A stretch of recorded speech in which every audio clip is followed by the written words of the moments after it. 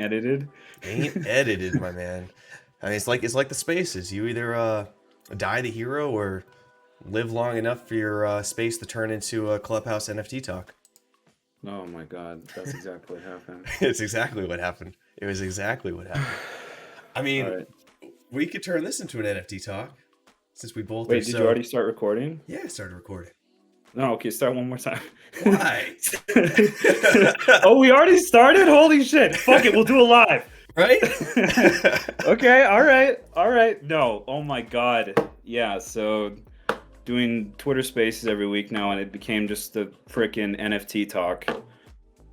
It Guess happens. that's the talk of the town right now. Well, it's the bubble, right? It's the bubble that everyone's either gonna get rich right now or get extremely poor. Um, I'm like Sam Yeah. from that stream, man. I'm just gonna like if you could just put like on the screen right now, like I don't know. That's Yeah. what I think of them. I don't know. I think the reality is no one actually knows, and they're appropriating the same pump and dump schemes like that have been done in the stock market over and over again with crypto. Like they'll literally have a chat of whales, and they'll be like, okay, now, Yep. and then they'll drop it, and then they'll pump it back up, and then everybody's bag holding. Anyway, if we talk about NFTs, I'm gonna kill myself. So Yeah, me let's too.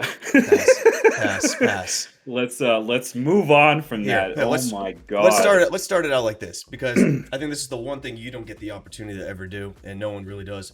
Like, well, some guy, who was his name? Oh man, I don't know. He just did like a bunch of nominations for people on Twitter, like people to follow. It was a good list, but he called you like the hot take guy, and like Yeah. it's easy to categorize someone like that because you only get so many characters on Twitter. There's no background to like why, but the only thing I noticed from you from every time we started talking was like you care a lot, like a lot, but no one ever asked the question why. Like, why do you care so much about VR where sometimes things can drive you absolutely insane? Yeah, I mean, I guess that's like my new title. I'm the hot takes king now. I think the problem is for me, I try to get through the hyperbole, because for me, like if I do a startup, I want to feel like what I'm doing has some impact. It matters to some degree. And I see so much hyperbole in just the broad technology space right now that when I like I can try to be somewhat insightful and be like, guys, this is not the way that you think it is, right? And when I said like PC VR is dead, I'm not saying, hey, you can't turn on your desktop and start playing PC VR. Like, look at the stats. Half-Life Alyx is seen as like the gold standard in our space, and it's dropping. It's dropping in usage. And that at the same time, when we're getting double-digit increases every month from the Quest, and they say, okay, part of them are churning out and building in PC VR. But I'm trying to be honest because the biggest thing that bothers me about our space is no one is fucking honest. Facebook is not honest to their developers. People are not honest to themselves. And people get into the space and they're like virtual reality, augmented reality or whatever. And they just get screwed. And then they leave and they're, selling NFTs, right? Or they're getting into crypto or something. And so a lot of these hot takes I'm trying to play the devil's advocate and be like, guys, like, or people, like, what is the reality here? And sometimes I'll say kind of something edgy and it turns out, slightly wrong or it lacks nuance. I'm trying to start the conversation. And there's counterpoints to it, like, in that take specifically. Before you get to that take, why do you care so much to call out the BS in VR? And I mean that in the sense of like, for example, like car dealerships full of BS, but we don't call them out because we know it and it just is, and no one really cares. Like, it doesn't affect me. There's other things that we know are BS, but I'm not passionate about them. I don't care about it. I've got to assume it's all like you are bought into virtual reality. That's why it matters to you the most. Because I truly care. Yes. Because I truly care. Like if anybody knows anything about my story, I went through a bout of depression very significantly when I was a kid. And the thing that got me out of depression, I mean, we're going, I had no idea that we're going to go here, but let's go here. Go where we need to. I wrote a story called Live. And that story was about someone who woke up one day and it was like me kind of, as that character realizing I'm going to fucking die. Like the most dark thing you can possibly do. At the time I was like very socially isolated. You know, I had left, you know, where I was growing up, and I wrote this story. And it was basically me writing this story, and it was acknowledging the fact that I'm gonna die, but fuck it, I'm gonna do something anyway.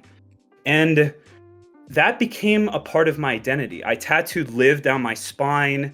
I tried it, and then on top of that, I had this character online that was named CIX. And there was a, you know, a larger conversation about how I had identity theft and all this other stuff. But I became called that more than myself. And so what happened is I started embodying this virtual identity more than myself. Mm-hmm. And when I had identity theft, I go, you know what? I want to become this character. I want to become this kind of like metaphysical persona. Like in, you know, World of Warcraft or online, I was fucking cool. You know, like I led a team of 25 people to take down dragons. That sounds super tacky, right? But no, it made me feel like when I was super depressed in my life that I had a fucking purpose. Because it's so hard to find purpose in life because, you know, when we distill it down to the absolute basics, it's all bullshit. It's all dopamine hits and hormones or whatever. So when I got into virtual reality, it was, you know, here's the first time in history that we are becoming our characters. There's no longer this juxtaposition of self and keyboard and mouse, and there's a 2D plane over here. I'm literally fucking the character. Like I have the headset on, and it's my hands, and I'm becoming this kind of like identity that I had become. So, you know, when it comes to the decentralized space and this conversation about, you know, gamer tags and identity and all this other stuff, I want it to be real because I felt it was real and it had a profound impact on my actual life. Not this like, you know, I'm buying an NFT and I'm gonna sell it for $1 million. I fucking changed. Like I started working on it every single day. I was like, I'm gonna be strong. Not just like strong in the virtual world. I'm gonna be strong in real life. And that's what kind of got me into this space, got me really dedicated into it. And that's I care. Yeah. And that's I mean, dude, I feel so it's not just It's kind of like what I think the quote, it's Gandhi, right? Isn't it Gandhi like a man starts to live only when he realizes he will die or something like that? Like you only have one life to live. Yeah. I believe it's a Gandhi quote. That makes sense. I think you probably resonate with most VR users. It's like when I got into it, it's like, okay, I need like I'm a person. I'm always chasing purpose, which is bad because if you're chasing purpose, it means you don't have it, and you really it's a problem. It's a life problem. But it's like, hey, this is the chance in my life to be at the ground level of something big, something that's gonna change the way people live, change the way you access. Like if I had known what the internet was when I heard that dial-up tone, I might have done something better in school than jerk around and have some fun. But I didn't understand how important and big this was. I do think I fully understand how big XR is going to be. And because of that, I want to protect it at all costs from becoming a dystopian future that the movies seem to think every dystopian future is going to be. I don't want that. And just like you, we got to we got to voice and fight, bring it back down to something a little more amicable. That's where I think you come from most of the time when you throw those hot takes out. It's not out of malice. It's not out of cause and controversy, like you said. It's to bring it back down to something more tangible. Yeah. I mean, I've seen these hype cycles destroy people. You know, I lived in San Francisco, the Silicon Valley for like 8 years, and I've seen these hype cycles. And like all my stories about like Facebook, you know, copied my thing and whatever. It's like there are stories 100 times worse than mine. Yes. And people just don't know that. They don't know how difficult it is to be a founder, how many sacrifices you make, and how terrible some of these stories turn out. Like, you know, there's one guy that I know. I'm not going to name him, you know, for respect, but he told me the story about how he was just about to IPO his company. And then there's a certain period of time where you can't say anything. Otherwise, it basically destroys the whole IPO. The CEO shared something, fuck the IPO. He lost all his stock. And then because he had something in the stock market where at a certain sell point, you know, he'd lose all his stock, there was the market downturn. So then he lost all his Apple stock. So he lost all his IPO stock. He lost all his Apple stock. Then he had a fucking heart attack. And then his wife left him. You know, I was confiding with him and I was like, you know what? I'm having a bad time. You know, and he's like, let me tell you what, Sonny. You know, it gets fucking worse. I believe you. I mean, I listened to Guy last night too. I mean, I didn't know. I knew he had problems, but to hear it, like, that's why I thought your Twitter space was so. I mean, dude, I'm not gonna lie. I'm sitting on my couch last night looking at a Twitter screen with people's faces. Like, that was what I was doing because it was so captivating to hear somebody. Like, I know because it drove clicks on videos with virtual desktop. Like, I know that, just like your hype cycle you're talking about. But no, not a lot of people do. And to hear it directly from his mouth, the way he said it, it's painful. It was really painful to listen to. And I can only imagine the countless other people that I don't know their name that happened to, which is, I know, where a lot of your frustration comes back. Can we jump right into, though, Pico versus Facebook, man? Because Pico versus Facebook? Pico being possibly bought by ByteDance. And we don't need to get into the speculation of it, because it's not, for the record, guys, if you heard anyone today say that at the time of me recording this with CIX, they are not acquired. It's just a rumor. So let's just let's pin that, set expectations. It's possible. Well, go ahead. Yeah, I mean, one thing to mention is if this type of information gets out before it's signed, sometimes it completely botches the acquisition. Yeah. Because then all of a sudden, all these other people know, you know, all the fangs know about this acquisition. They're going to stop it. You know, who knows what the feds will do and all this other stuff. So if anything, the fact that was announced before it happened probably reduces the chance of it ever happening. That being said, it could have been signed and they just, you know, there's like one person in the meeting who's like, hey, I'm going to post this, you know, I'm going to post this on the Chinese version of Twitter. It's important though to say that it's not set in stone at the time of filming here, so it's just we're just speculating. But I want to harp on that question I asked you on Twitter because I wanted to follow up, but I figured there's no point since I got you tonight. Let's bring it down first. I know you've said it a billion times. Your biggest couple pain points with Facebook. What are they specifically to you? If you could narrow them down to if Facebook stopped doing X and Y, what would make you happier tomorrow? Well, so, you know, I get involved in the privacy conversation a lot. And I think, honestly, when it comes to the privacy stuff, it's bad, but everybody else is doing it. And I hate to say that, but like Google's doing the same thing. Apple is, you know, they're not doing the same thing, but, you know, in first party, they are to some degree. And now there's a conversation of them building a backdoor. The reality is when you're building a company, data is a gold mine. Because not only is it help you internally, but also externally. And so one of the best things that Facebook has is this massive amount of data that they get. Everybody thinks it's, okay, I get this data so I can build a better advertisement funnel.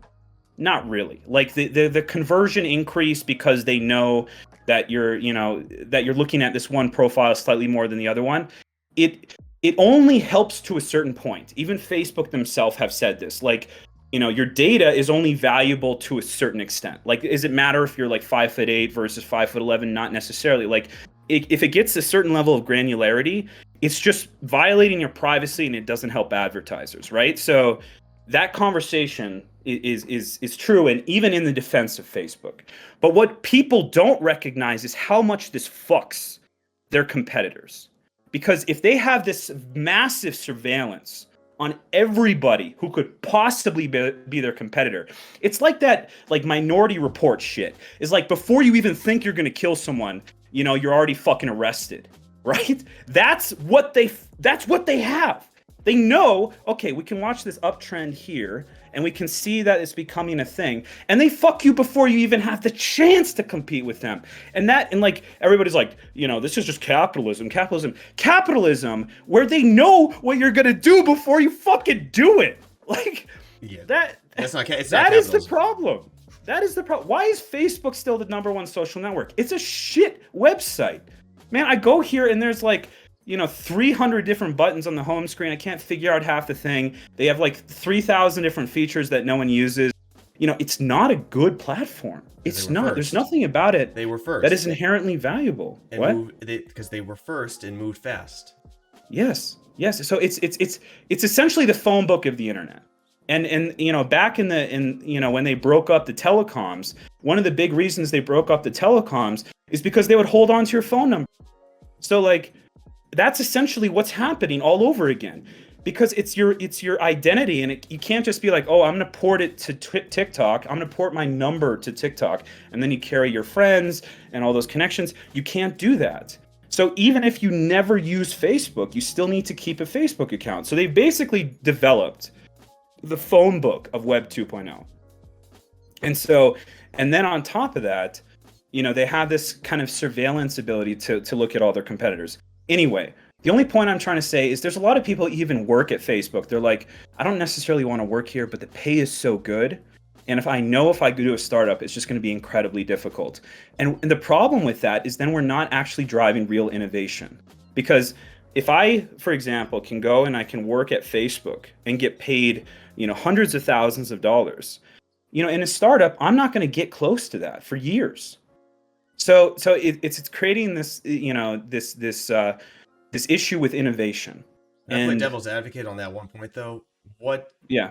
Well, what's the alternative? When it comes down to I'm with you. I know Facebook pays very well. Like, their starting is very well. Apple started very well. Google started very well. And therefore, you will make concessions as a human being on what your moral objectivity is, because you have to survive. How can that, devil's advocate, how can that be remedied anywhere? Isn't that always going to be the case? The more you get paid, the less your internal being has a voice in anything?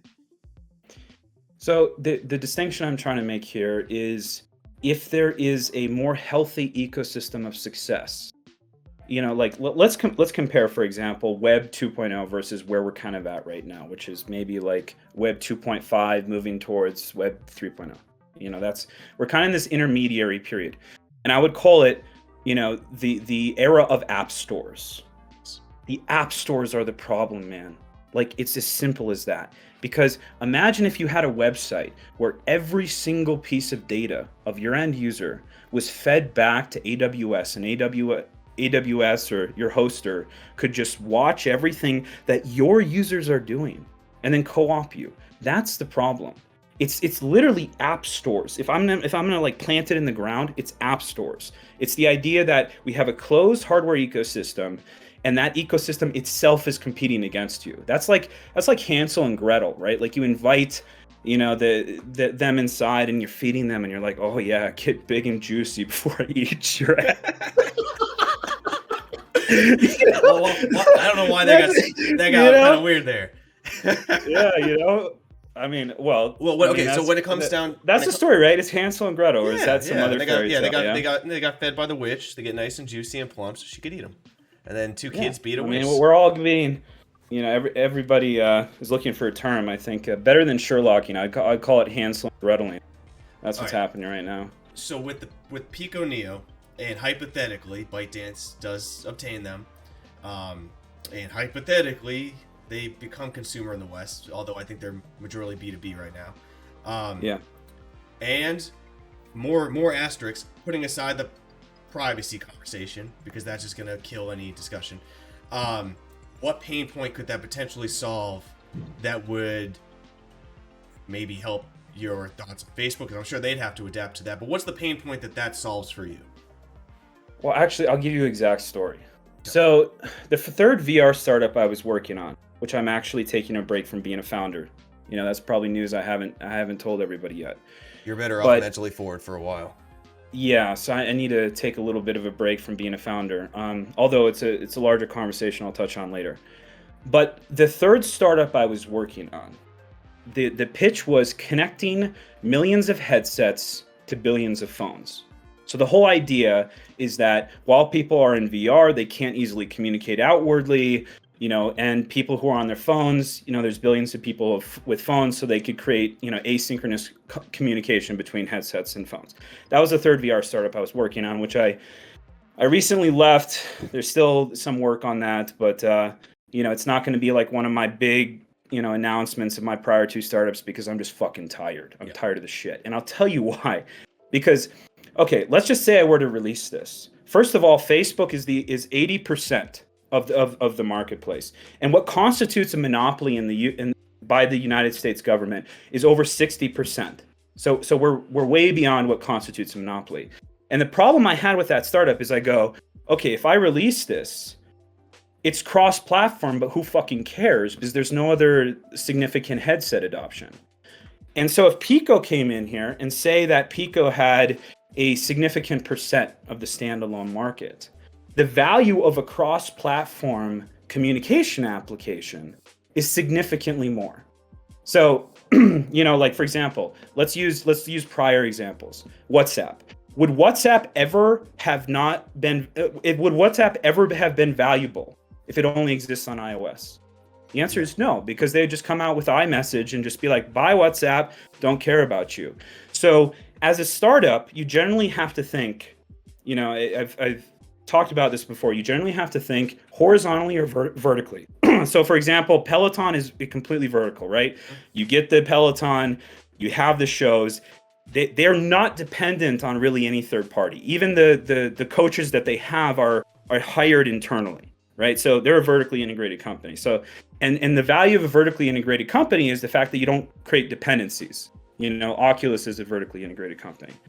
But if you're trying to build something cross-platform, and generally this is one of the biggest goals of like Slack and Twitter and all these social communication applications. Even what I was building at YUR was only valuable because it was on Google Fit, Apple Health, and Quest, and Steam, right? Yep. Like, what the fuck is the value of a fitness tracker if it only works in one game on one headset? Zero value, right? Yes.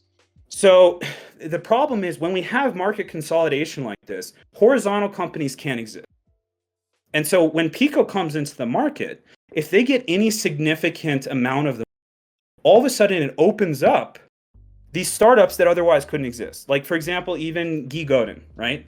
If he has virtual desktop on both the Pico and the Quest, now when someone goes and they check, okay, am I going to do AirLink or am I going to do virtual desktop? They think, well, if I get virtual desktop, I can use it on my Pico too. And you know what? I might switch to Pico. So this monopolization of the market kills the ability to build so many different startups in the space. And then it's what's happening right now. The only thing that they're acquiring is game studios because they know they can co-op everybody else, right? That's why all the features, VR for work, fitness, I never thought Facebook would get into fitness. I remember when I was pitching this. Like, let's break it down. I got. Remind me to get back to monopolies if I forget. But I think the most pressing question I have for you, in my mind, like, what do you consider virtual desktop? Is that a game or is that a utility? I'd say utility. I mean, it's definitely more on the utility side. Yeah. Granted, that's a utility I think they can't control as much as they want to. But I see Facebook mostly buying utilities at the moment. Make it so. Like they could make a Quest 3 or Quest 2 Pro, and all these things they basically bought, they claim those as utility and claim it as a feature that no one else can do, right? Right.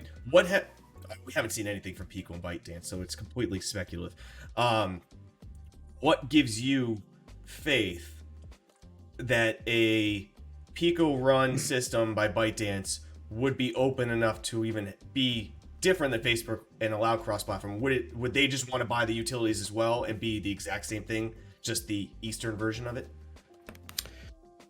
So generally, the way that I view technology cycles is looking into the past to see the future.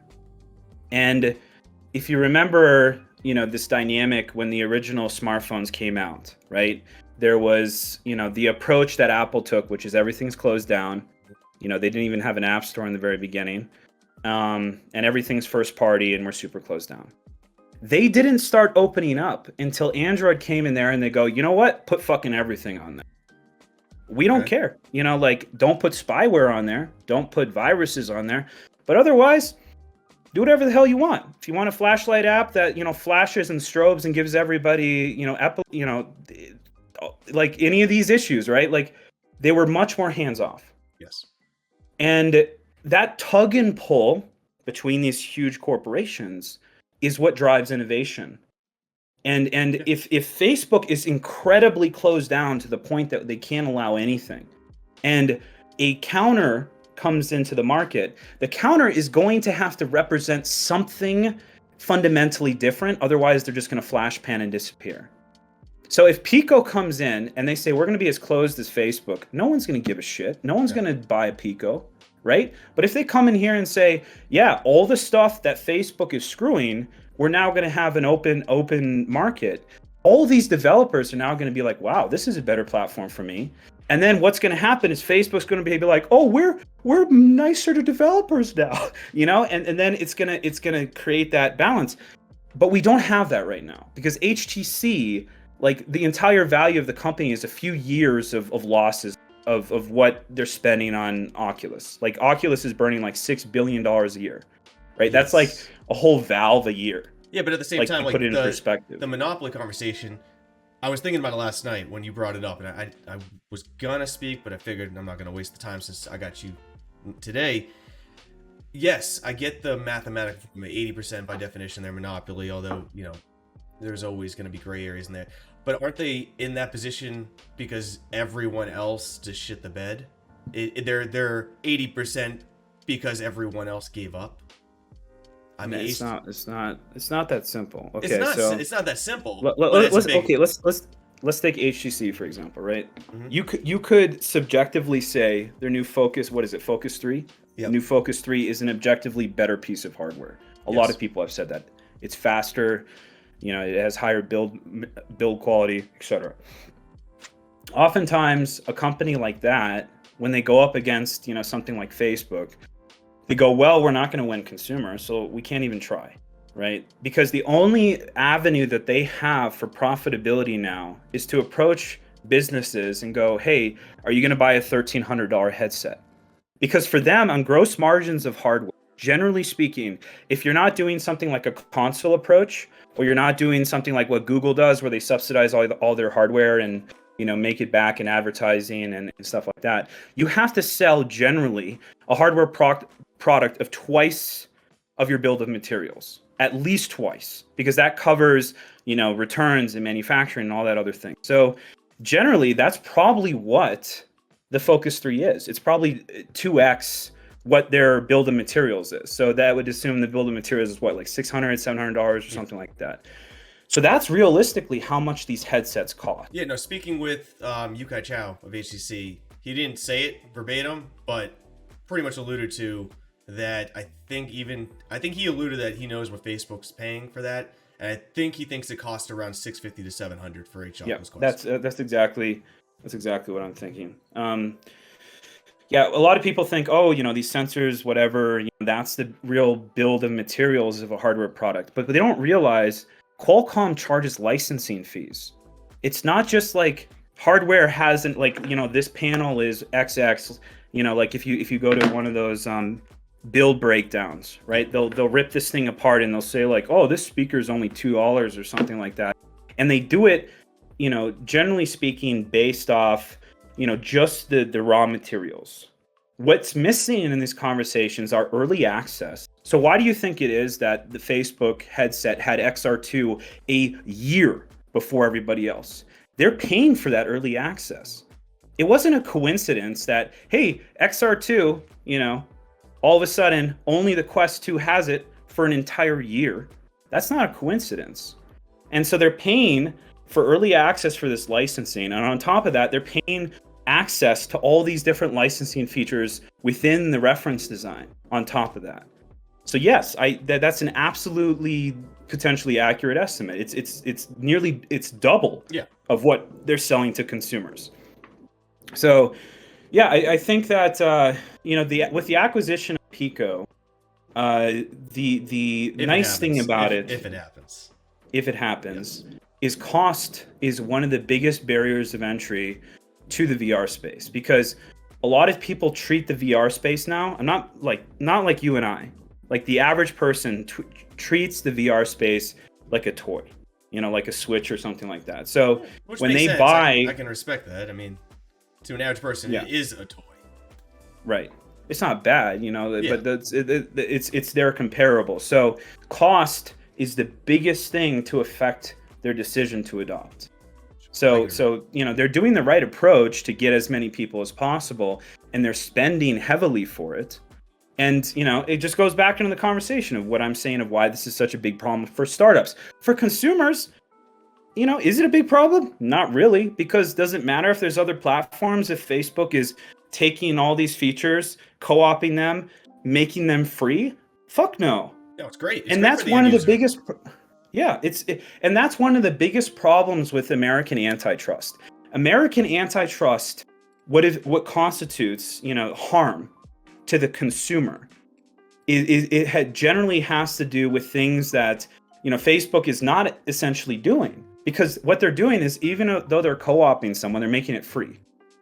So it's harder for them to say that this is harming consumers, because the products that they're providing are for free, generally. Yeah. All right, I didn't think about it that way. So I see. Yeah. So your argument of breaking it up gets killed, because if the argument for breaking a monopoly is for the benefit of the consumer, exactly, you can't break it up if you can prove that actually what we're doing is all good for the consumer. Okay. Consumer harm is how you define a monopoly.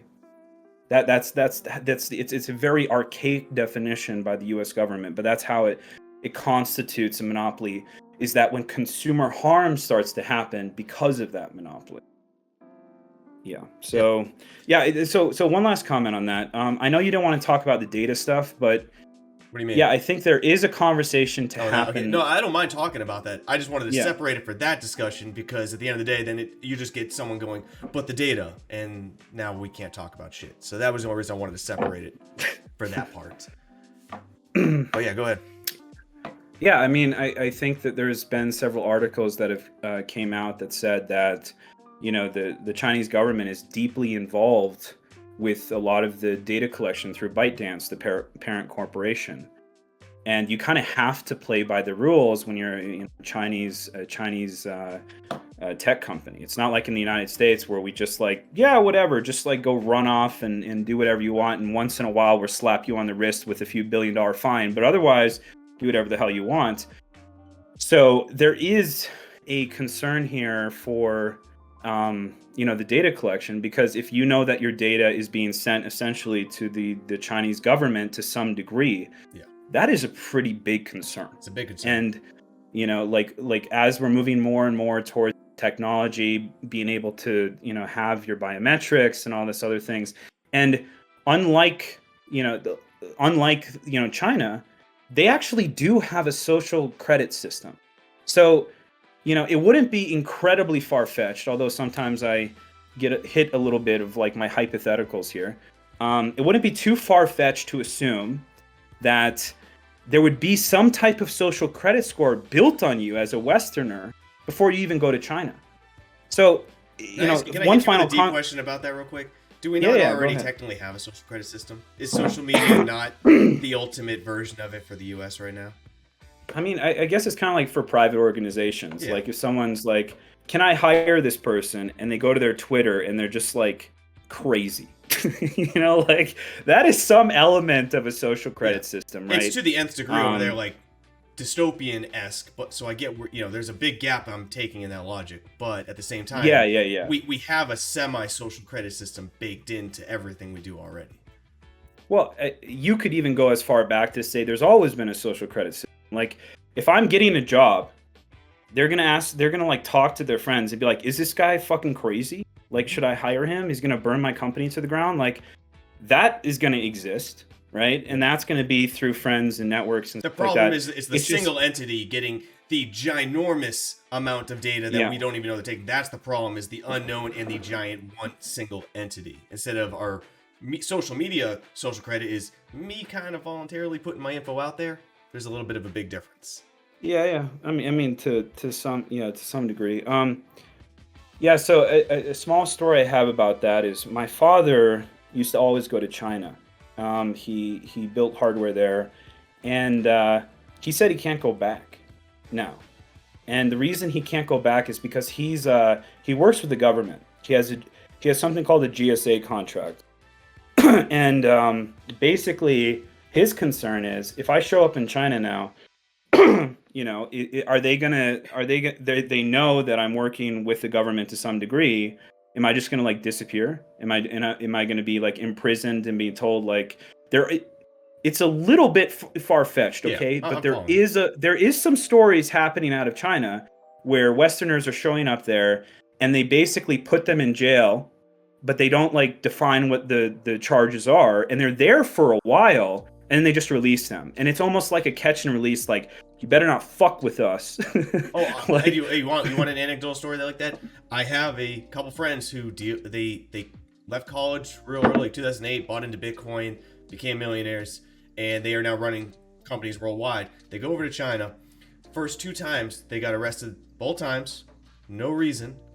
True story. You have to admit being guilty. Their lawyer was over there. He said, just admit you're guilty. They don't care. They just want the guilty. They'll get some info on you and they'll let you go. And it's exactly what happened. They pleaded guilty. No problems. They were let go same day, but they had to go through that just for the... Wait, why did they have to plead guilty? Lawyer just said that it's similar in Japan too. I have friends that live in Japan. If you, they will basically interrogate you until, like, you're almost better off admitting fault because the penalty is usually less and you're better likely to get off than if you were to fight it, because they want close to 100% conviction rates. Little known fact. Wow. The conviction rate is very important over in Japan. It's very important over in China, anecdotally, to my knowledge, and a lot of times you're better off pleading guilty than getting interrogated forever, and they'll try to get you a little harder. I don't know how that came up, but yeah. Well, I mean, we're you know, riffing and going all these directions, but you know, it's I mean, it could become a national security threat. Like, you know, that was the whole thing with TikTok that came up. What was that, like 9 months ago, which disappeared out of nowhere. To kind of get off this a little bit, I was a little confused when I first saw that news, just with ByteDance wanting to get into virtual reality, because in my mind, augmented reality would have been much better for TikTok. I think always that I don't really separate AR and VR. I think there's elements of both that will always be together. But do you think, if this is true that they're buying Pico, that they're just trying to get into the door of VR, but their goal is still probably AR overall? Because I don't see them being a headset manufacturer right away. Yeah, so hardware is a little bit more nuanced. I spent a little bit of time working in hardware in the past. So there's OEMs and ODMs, and then there's like the actual manufacturing lines, right? The ODMs are basically, they design it, and then the OEMs actually manufacture it. So like, you can go to the ODM and say, hey, I want a, you know, Dell version of this, and then, you know, basically work with an OEM to actually manufacture it. That's why, you know, a lot of these headsets are starting to look relatively similar. Is like you're basically working with a similar manufacturing line, or you're working with the original design manufacturer. So Pico, is Pico an ODM or OEM? I think that's one of the biggest questions, because if they're designing their hardware or they're just manufacturing, I don't actually know what factory they do the Oculus Quest. It's the same factory, so I would assume they're probably more OEM than ODM. Yeah, so the biggest moat as a hardware company is just getting access to manufacturing lines and getting access to chips. So what a lot of people don't know is over 50% of all the advanced chips in the world are built by one company in Taiwan called TSMC, a Taiwanese semiconductor group. And so if you have access to the chips and you have access to the manufacturing line, it doesn't matter if someone comes out with a prototype. Who fucking cares? You can't manufacture it at scale. And that's one of the biggest issues that hardware startups have. They go, hey, I'm gonna like manufacture this, and I'm gonna like put this over here, patch, you know, and I know exactly how it's gonna cost. And then they go into the, you know, rabbit hole of manufacturing, and they go, you know, actually, you know, this assembly, you know, this manufacturing line is bought by Apple for the next 2 fucking years. You know, like, Apple always gets preferential treatment in all these lines. They'll always have first access to the chips. They'll always have first access to the manufacturing lines. So I would assume the acquisition here is to give them that advantage, is the advantage of actually manufacturing it. You know, like, you can prototype all freaking day. It doesn't matter if you can't manufacture it at scale. And you know that if ByteDance is getting into consumer, they need to whip millions of these out. And the only way they're going to do that is to control manufacturing line. This is also why Snapchat made that acquisition. Snapchat made some recent hardware acquisition. Everybody goes, why the hell would that? It's because if they don't, some third party could come in there and basically take over the whole manufacturing line. Facebook could go in there and just be like, we want to buy all this. And then even if they have a prototype, even if it's the coolest thing in the world, they can't mass produce it for 2 freaking years. So they're going to lose anyway. And this is one of the like unknowns about like why hardware is so hard. It's so fucking hard, man. And it's more than just, hey, I can build this prototype. Hey, I can I can economically model out all these things. And it goes back to the conversation we had in the very beginning. Facebook's monopoly is a monopoly of so many different degrees that when you go, hey, why is HTC shitting the bed? Why is, all these other, hardware companies not competing? Because it's so much harder than just, hey, I'm making a headset and I'm gonna ship it to this person. It's so much logistics. It's so difficult to build a product at mass scale. Yeah, that's a lot, man. It's no. Hear me out. When I say it's a lot, is like I wake up and I see who posted that. Was it Tyler? I don't know. Whoever posted about the ByteDance Chinese Twitter page, whatever it was. Like I read it and I go, oh, okay. And I mull on it and I think about it. I go, well, Facebook's gonna get their change if that's true when they do come over here, and that's interesting. And I think, well, this is about the only company I could ever see doing this. If this doesn't happen, what's your path? What do you see? I think this is a good path. If ByteDance does acquire Pico and decides to come into the consumer market, it's a potential path to make a better ecosystem all around. If it doesn't happen, I don't know how long that better ecosystem takes. Let me make one last comment on the monopoly conversation.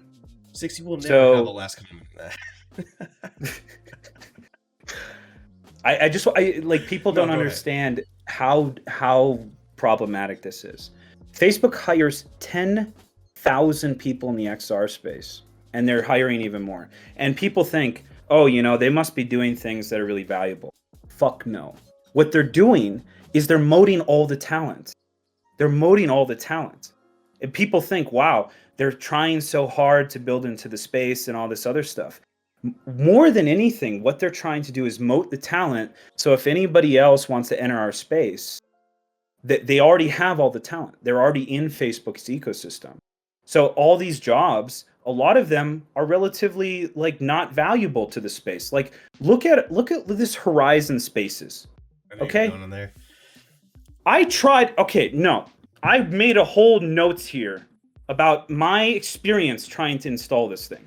Share, man. I listened to it last night, but it was long. I'd like my audience to hear it. I won't do it. Go for it. No. I won't do it. It took me 15 minutes, and then after that, I still got an error message. So, they've been working on this for 3 years. God knows how many people have been working on it. So and then they released this product, and how many people are realistically going to use this? A few hundred, maybe a few thousand at most. Devil's advocate, though. I know you had a poor experience with it. Have you had a better experience with another work app? Because I haven't, personally. Now, I don't like any of them. I will never use any of them currently as is. So they're all unusable to me. But out of all of them, it was the best. I won't put on a headset to work. No, either will I. Like this goes into the whole like hyperbole in our space. We go, I can put on a headset and I can have infinite screens. If I wear a headset and I'm working and I have this like pressure on the front of my face and I'm like sweating a little bit around my eyes and stuff like that, I'm like, fuck this, I'll just take it off. And we get so much in the conversation about how great this would be eventually, but it's just so uncomfortable that I'm not going to wear it for a long period of time. But this is why I believed in VR fitness so much.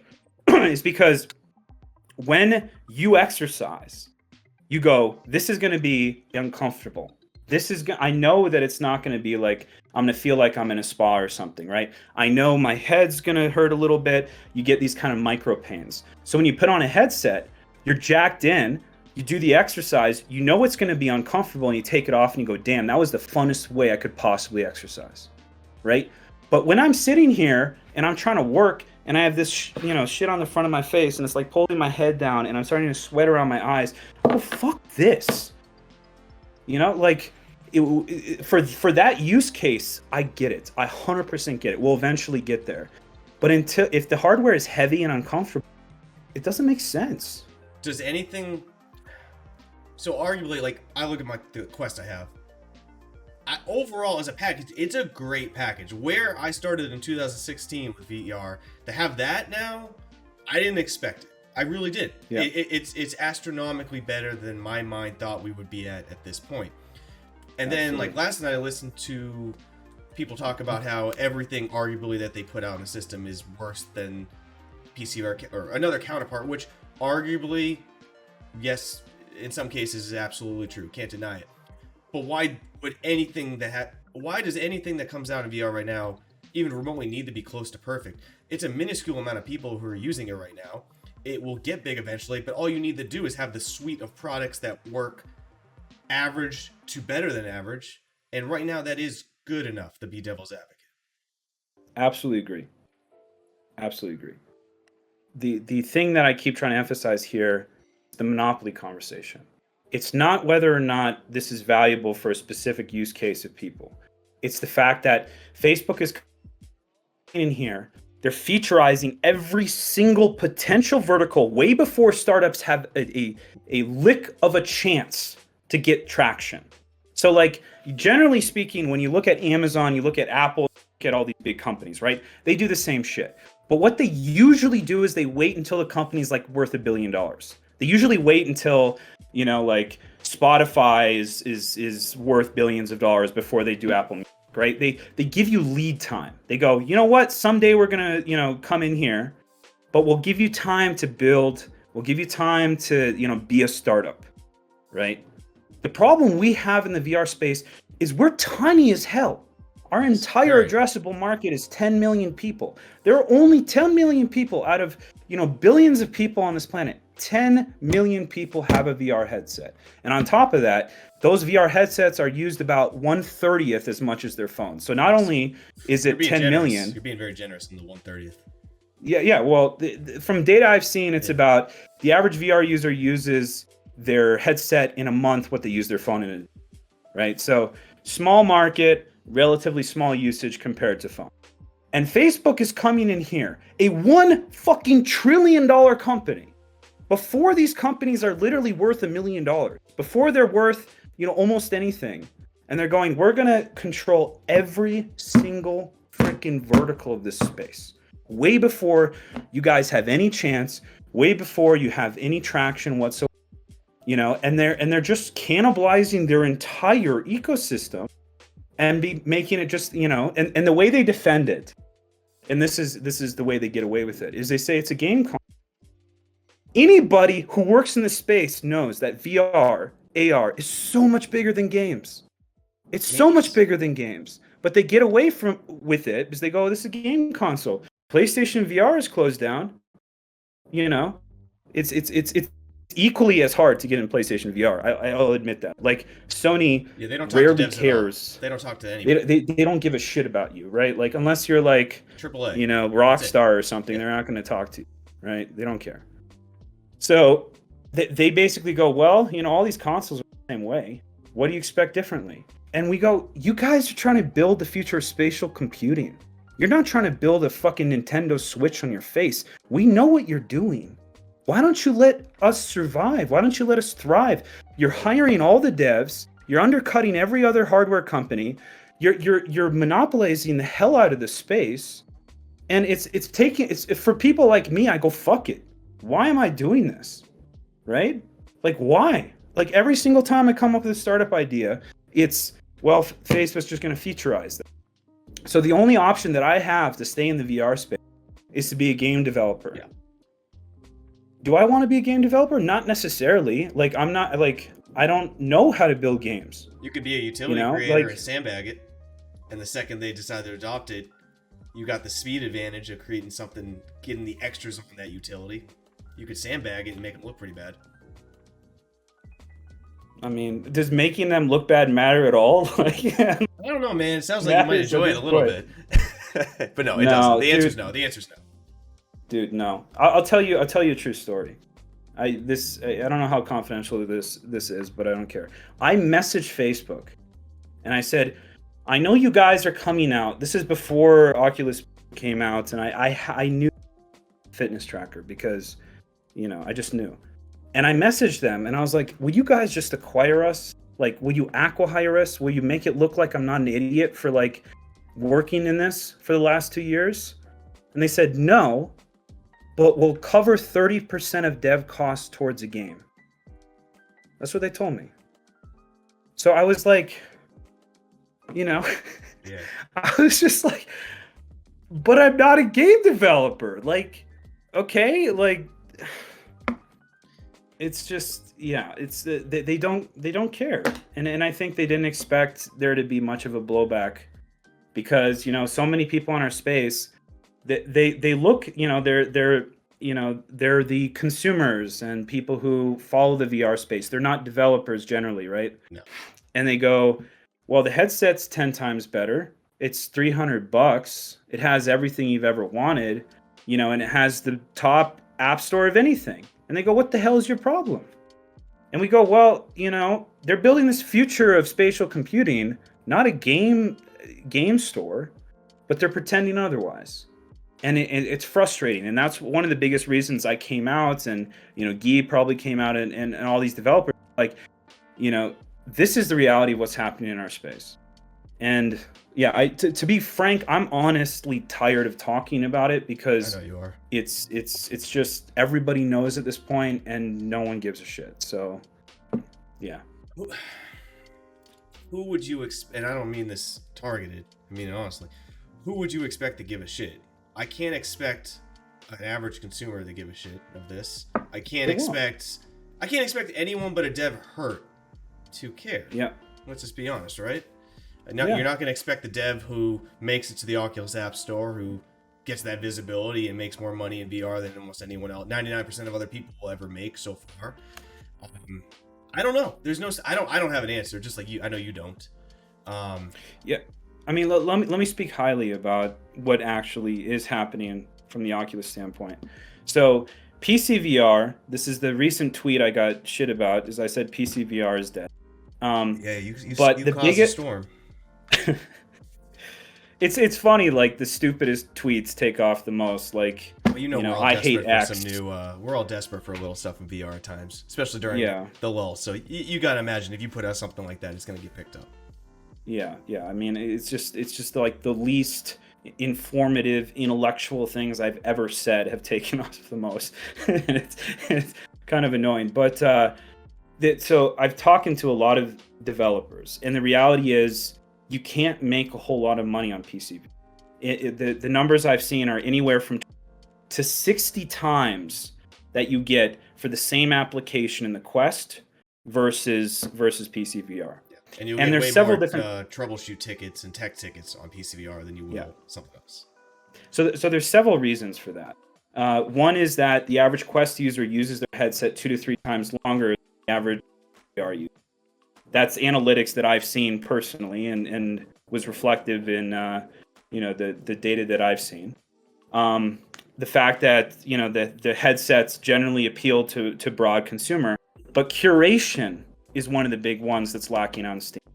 When there is no real central like VR publisher, there is no like company you can really go to and be like, help me release my PC VR game on Steam and have a proper release. Like, the publishing business in games is generally about 50% of the entire cost of building a game. Like, people don't realize when you build a game, generally speaking, unless you get like an Among Us story where like, streamers pick it up and they make it go viral, you're spending 50% of your dev costs on marketing that game. So like, I think Grand Theft Auto 5, it was like 200 million or something crazy that they spent marketing the game. Is that the same? And the problem we have, does that ring true in VR as well? No. So the problem is, in VR, we don't have best practices. We don't really have a really good publisher pipeline. So what happens is a lot of people build games and they just flash pan. So they release it in Steam. Steam's not going to curate it. They're going to give you like, you're going to be in the top 10 for like, 24 hours, and then you're going to disappear. And you have to be really intentional about a game release if you don't have curation like we have in the Quest Store. And, for all the failings I say of Facebook, one of the things they're actually very good at is having a proper release cycle to actually get developers capital on their launch. So they'll make sure, for example, the reason it takes so long is because they'll be like, well, we can't release like 3 rhythm games at once. Sure. We have to like segment rhythm game here, 6 months later we'll have a rhythm game, right? That we'll have to spread that apart. And they'll have data to support when is the best time to launch this type of experience. How long should we put it on the store? Should we combo pack it with other games that are somewhat adjacent in order to like help old developers and new ones? So that manual curation, it's super annoying, but it's really necessary in an early stage environment like we're at. And Steam is just like, you can literally whip something out, shoot it out there, spend $100, flash pan it, and move on. And so, yeah, that's... You would think that Steam would have a little more incentive to do better because it's just free money for them. If they were to curate VR better, make it more easily accessible to buy something and know you're buying something good, they're making, 30% of every one of those titles for doing nothing? I don't understand why they don't. Yeah, so, like, the only 2 things that they care about are Half-Life Alyx selling the index. Because they control the majority of the market. What's your thoughts on Valve? Since I got you here, I've literally never heard you once, and I might miss it, talk about Valve in VR. Talk about Valve? Yeah. Yeah, I mean, they're like super secretive of a company. Like, you can't contact them. They don't reach out to anyone. Like, there's some, like, their work culture, from my understanding, is like someone picks something and just works on it, right? And they're predominantly engineers, and they don't really DevRel. They just, like, from my understanding, they don't even have really DevRel. Because if you look at Steam as a platform, why would they have DevRel? Because generally when you're releasing a game on Steam, it's like, market it yourself, release it yourself, and we'll provide the environment with the users. There's no real reason for them to have a DevRel. There's no real reason for them to reach out.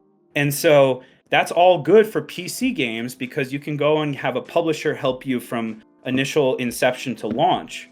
But in VR, in this early stage industry, not having any curation, not having any help is a problem. But they've probably looked at it and been like, well, we're going to have to hire 50 DevRel people. The value of that relative to just free marketing it doesn't make sense. So we'll just be like, and then on top of that, they can be the good guys. But it's like, it's a false dichotomy good guys. You know what I mean? It's like the good guy who's good because he doesn't do shit, right? So he's not doing as much bad as the other person. He's good by relation. This is me playing the devil's advocate. I try to like play both sides of the thing with Valve is they don't help developers necessarily, so they don't have to be like, oh, you can't get into the store at all. Like, some people will get into App Lab and they'll just be like, nope, you never get this in the store. Or they don't have to be like, you can't launch your game for a year. So by not doing anything, they're kind of like the good guy anarchists. They're like, well, if you release it in a flash bans, go fuck yourself. But if you do good, also good job. Like, they're good guys by default because they're not involved. But does that help a developer? Maybe some of them would never get their app ever launched on the Quest. So maybe for them they're better. But yeah, anyway. Yeah. Hey, we'll wrap it. I got one more quick question, and then I'll give you the floor to wrap it up with anything you want to go over. The PCVR is dead comment. Not rehashing it. What percentage, just anecdotally, of what you think, or maybe you have some data, what percent of other headset users eventually transition, do you think, to PCVR? If they have a good experience on the Quest, PSVR, Focus, whatever, as long as it's not PCVR, what percent of those people do you think at one point will then start venturing off to PCVR? Anybody who has a high-end gaming desktop. Well, I'm saying they don't have it. So what percent will go out and very little. Very, very little. So my from what I've seen. So generally, if we go back to the inception of the VR space, or this wave of VR, it was predominantly higher social economic people who could afford a gaming desktop with an expensive headset and setting up fucking lighthouses, right? This is like the IT crowd. Like, not only just, so we're going from like IT crowd to PC gamers. So the question is like, from that gap of who's going to set up a lighthouse, who's going to just, wirelessly tether it. So I don't have exact numbers, but that's the demographic we're moving down towards. It's not where Quest is way down here, like, a mile down, where it's literally anybody who can vaguely understand a 2D interface and how to point and trigger, right? So the gap there is very large. So even if you had a PC, gaming PC, it's the two coming together, right? It's the people who buy the Quest and they go, well, I have a gaming PC.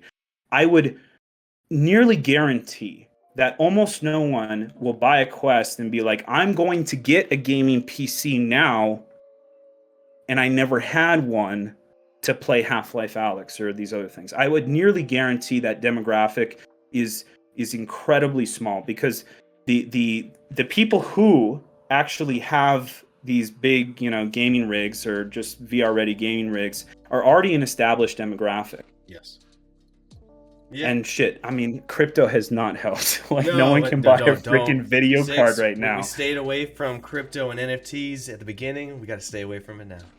No, I'm just saying, like, no one can buy a video card right now, which definitely does not help PC VR. No, there was a because Best Buy just got their shipment of it. I know we talked about that earlier. I stopped by this morning. I stopped by. I wasn't gonna. It's on my way to the office.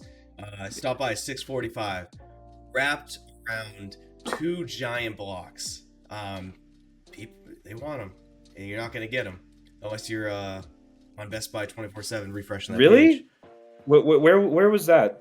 What, today? Was it like this? Are you in like near the city center, or like where? Oh, no, Best Buy sent, it was like some ridiculous number. I think it was like 70,000 video cards. No, it's 17,000. I think video cards between 3060, 70s, 80s, and 90s were allocated to Best Buys today, in person only, and they specifically made it where you had to get there early, and at 7:30 a.m. they would give you, before they open, they'd go outside, go down the line, and give you a ticket. And if you got a ticket, you were guaranteed to be able to get in the store to buy a graphics card in person today at MSRP.